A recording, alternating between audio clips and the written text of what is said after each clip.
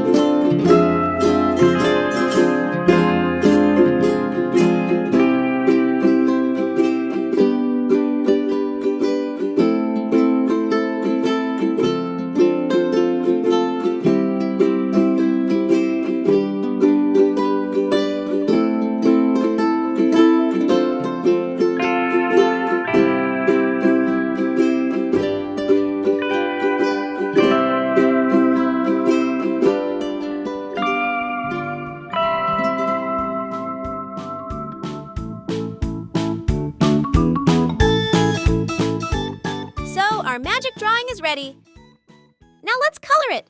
I'm going to paint in watercolor. You can use whatever you like: pencils, wax crayons, markers, or paints.